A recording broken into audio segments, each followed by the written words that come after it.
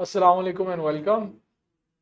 This lecture will be about Gladstone. Gladstone was a politician in United Kingdom और उन्होंने 4 terms as prime minister जो है वो सर्व किया था. We would study each term and we would see the social reforms pursued by Gladstone and how the Irish issue basically evolved so that there is a term killing home rule by kindness and it is particularly attributed to Gladstone. So why, how, I would say how Gladstone killed home rule by kindness. So the home rule एक independence movement थी जो कि self government चाहती थी Ireland के लिए. और यहाँ पे काइंडनेस से मुराद ग्लैडस्टोन के सोशल रिफॉर्म्स हैं जो उसने परस्यू किए पॉपुलेशन को एक तरह से बेटर गवर्नेंस मैकेनिज्म्स प्रोवाइड करने के लिए. और आपको पता है जब बेटर गवर्नेंस मैकेनिज्म्स हो तो पॉपुलेशन भी जो है वो एक तरह से पीसफुल रहती है क्योंकि हर बंदे को राइट्स मिल रहे हो. जब एक आपकी बेहतर पॉलिटिकल एटमॉस्फेयर हो तो उसमें इतनी ज़्यादा कोई अपराइजिंग का कोई खतरा नहीं होता. So these are the past paper questions that have been asked. अब ये आपने ये चीज़ देख लेनी है कि पढ़ा मैं आपको पास्ट पेपर्स के हिसाब से रहा हूँ लेकिन चीज़ों को हम एक ऑर्डर में लेके चल रहे हैं. Last lecture was about the Crimean war. Previously हमने रॉबर्ट पील के बारे में पढ़ा which was a phenomena of 1840 to 46. फिर हमने लॉर्ड पामस्टोन के बारे में देखा जिनका मल्टीपल टेन्योर्स थे. हमने 30s 40s 50s का भी थोड़ा सा उसमें पामस्टोन के एरा में देखा. क्राइमियन वॉर में हमने 53 टू 56 का सिर्फ टाइम देखा.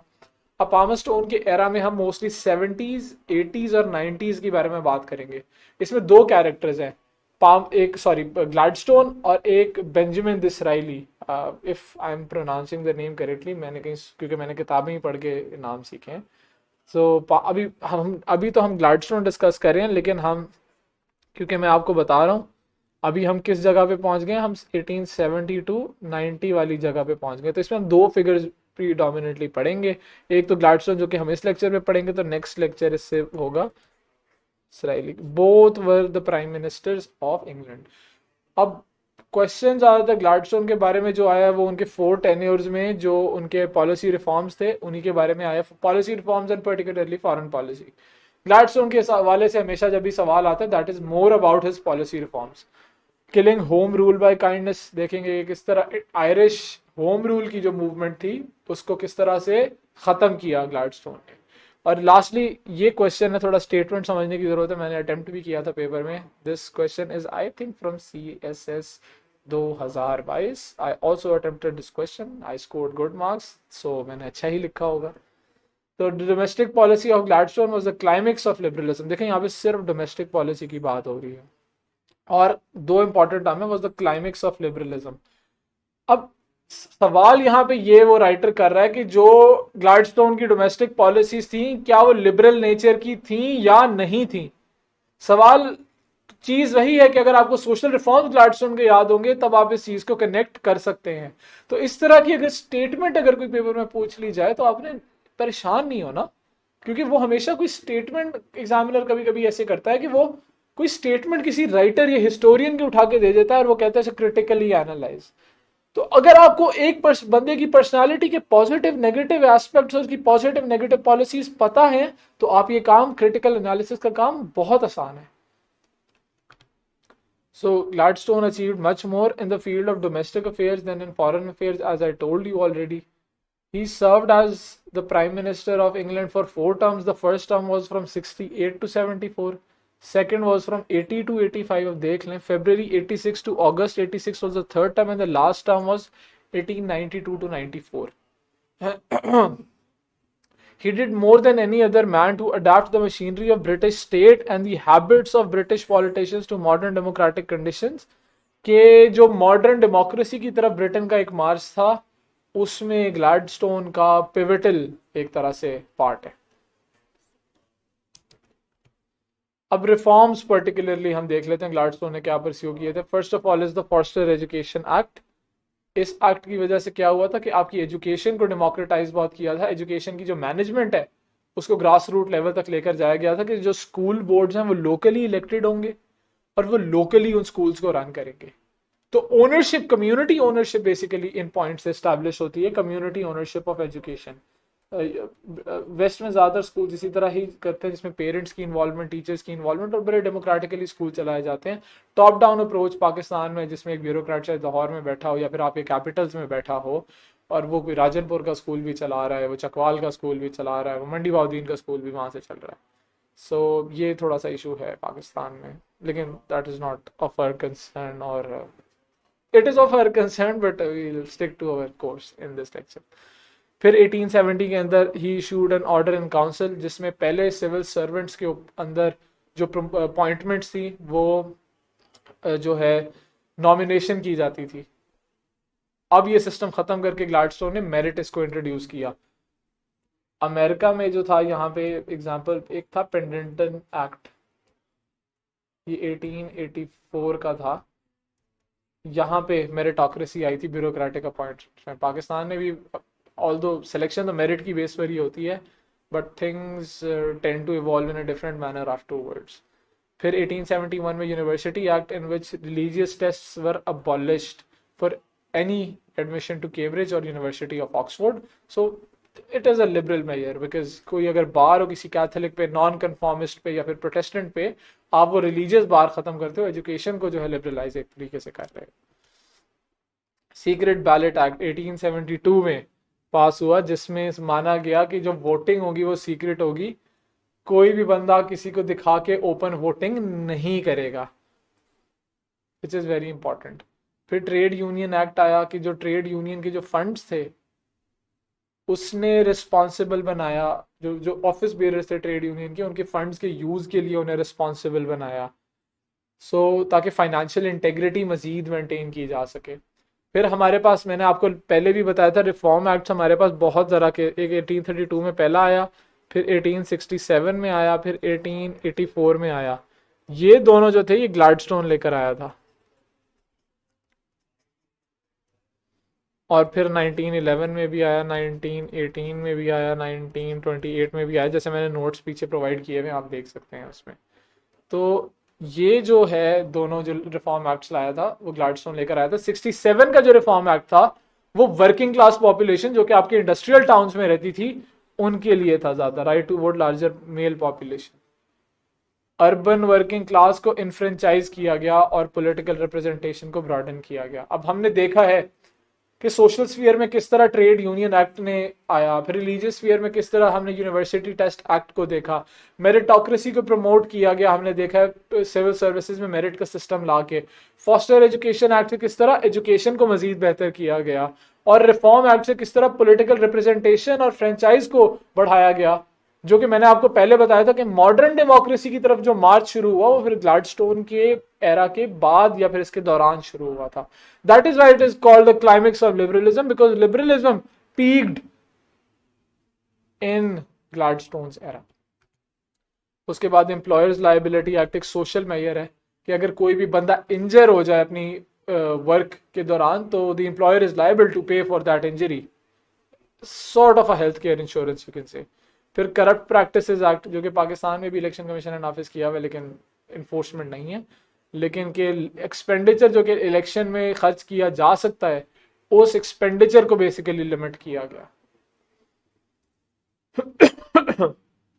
फिर ये जेंडर के हवाले से एक इंपॉर्टेंट पॉइंट है, married women's property act which placed married women in equal footing with respect to their men in private incomes. Gender equality या फिर वेज इक्वालिटी की तरफ एक तरह से कदम था।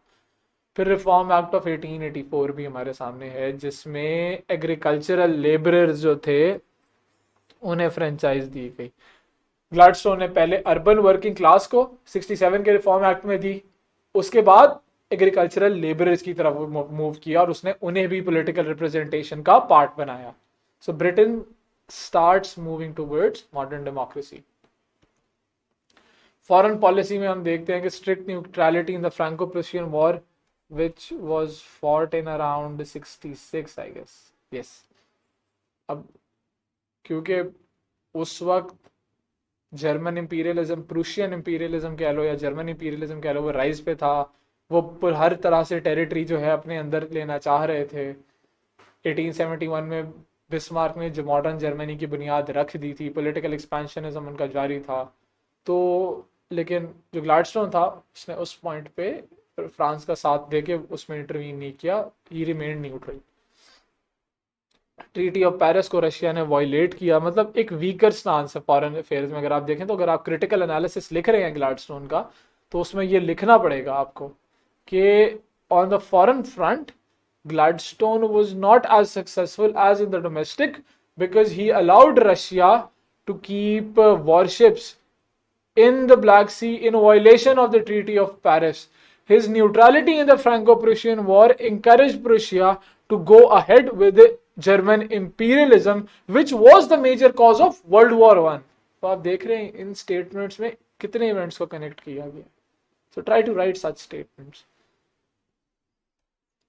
अच्छा, ये हमने उसकी लॉर्ड पामरस्टोन के उसमें देखा था कि एलाबामा शिप थी जिसने साउथ के लिए ब्रिटेन ने बनाई थी, और उसने नॉर्थ की शिप को जो है वो बहुत ज़्यादा नुकसान पहुंचाया था।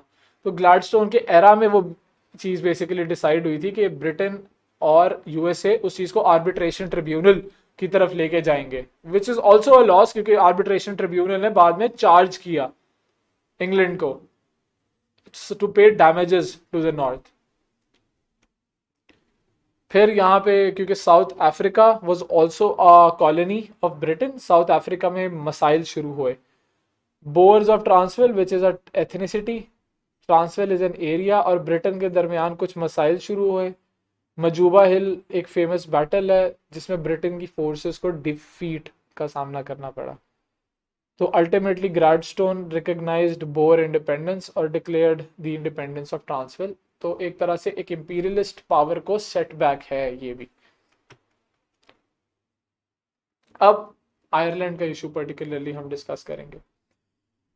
होम रूल मैंने आपको बताया था is a movement which was particularly कह लें उस वक्त आयरलैंड की हद तक थी, जो किसमें आयरिश लोग सेल्फ गवर्नमेंट मांग रहे थे, इंग्लैंड के इन्फ्लुएंस से निकलना चाह रहे थे।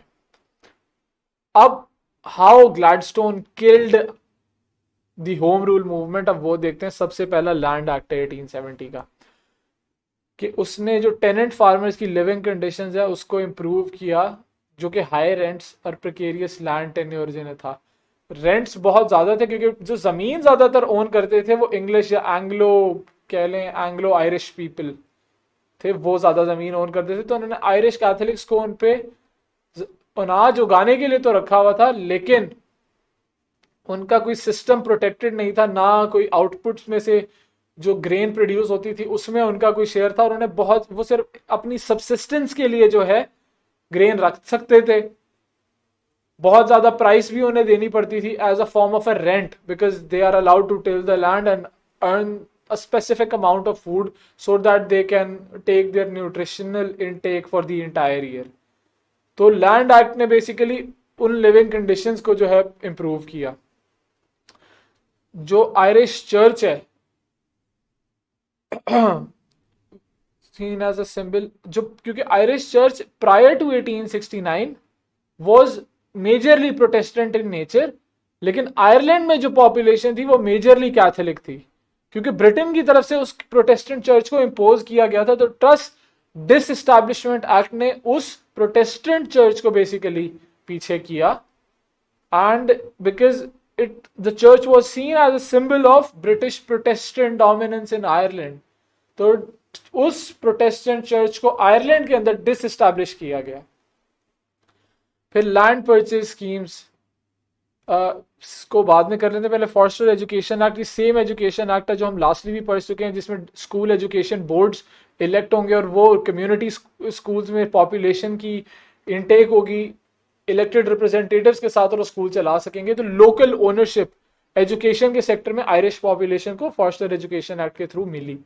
And lastly and very important is the land purchase schemes, जिसने जो टेनेंट फार्मर्स थे आयरलैंड के, उनके लिए आसान बनाया कि वो एंग्लो आयरिश या फिर इंग्लिश लोगों से जमीनें खरीद सकें जिनको हिस्टोरिकली जो है वो उन पे काम करते आए हैं। Allowed tenant farmers to buy the land they cultivated from landlords. This policy aimed to transfer land ownership from absentee English and Anglo-Irish landlords to Irish tenant farmers. तो जमीन की ओनरशिप का जो मसाइल थे उनको हल किया गया। एब्सेंटी लैंडलॉर्डिज्म को खत्म किया गया। एब्सेंटी लैंडलॉर्डिज्म ये होती है कि एक लैंडलॉर्ड जिसके पास बहुत ज्यादा जमीन है वो ठेके में किसी को दे देता है, उससे पैसे भी लेता है, उसके सारा अनाज भी लेता है, उसे सिर्फ इतना अनाज देता है कि तुम उसका जरूरियात जिंदगी बस पूरी हो सके। तो उस जमीन को जो कि वो किसान जिस पे काम कर रहा था उसकी जमीन की ओनरशिप राइट्स दिए गए, एब्सेंटी लैंडलॉर्डिज्म को खत्म किया गया। So this is the critical analysis. अब हम पार्ट पे देख लेते थे। Home rule movement continued to gain momentum despite Gladstone ने कोशिशें की कि वो होम रूल मूवमेंट को खत्म कर सके, लेकिन होम रूल मूवमेंट ने मोमेंटम जारी रखा। और अगर आप नोट्स देखें हमारे इंग्लैंड और आयरिश रिलेशनशिप के अंदर, तो हम देखते हैं कि 20th सेंचुरी में 1932 या 22 के अराउंड आयरिश इंडिपेंडेंस, जैसे हम आजकल नॉर्दर्न रिपब्लिक ऑफ आयरलैंड कहते हैं, वो इंडिपेंडेंस हासिल हो चुका था। सो ये क्रिटिसिज्म है कि despite all the reforms that Gladstone pursued, home rule movement still continued to gain momentum in 19th and 20th century, and the culmination of it was in the establishment of the state of Northern Republic of Ireland, which got itself separated from the Great Britain. Please, be very careful with your choice of the words. Be very precise, be very to the point, and try to use the jargon, historical jargon specifically. And secondly, कि nonetheless, मतलब इसके अलावा भी the Gladstone's approach of addressing Irish grievances through reform, कि जो उसने Irish grievances को reform और रिकंसिलिएशन के थ्रू एड्रेस करने की कोशिश की, it was a significant step in the broader political discourse. मतलब जो ब्रिटेन की उस वक्त की सियासी हालात थे उसमें ये एक बहुत ही मेजर स्टेप था, एक बड़ा इंपॉर्टेंट स्टेप था ब्रिटेन और आयरलैंड को क्लोज लाने के लिए। तो आप पहले पहला पॉइंट लिखें, फिर दूसरा पॉइंट लिखें। आपका एनालिसिस मेरे ख्याल से इससे बेहतरीन एनालिसिस आप पूरी सिचुएशन को सम अप करने में कोई लिख ही नहीं सकता। सो प्लीज़ क्वेश्चन अटेम्प्ट करें, फ्लो चार्ट बनाएं, और एटलीस्ट अटेम्प्ट नहीं करें इंट्रोडक्शन लिख लें, क्रिटिकल एनालिसिस सिर्फ लिख लें, बाकी बीच का जो है सिर्फ हेडिंग्स लिख लें। इफ यू हैव 8 आर्ग्यूमेंट्स पर question apart from the critical analysis, quotations and references and the introduction, I think you are very happy and you are very good to go. So Allah Hafiz, until the next lecture.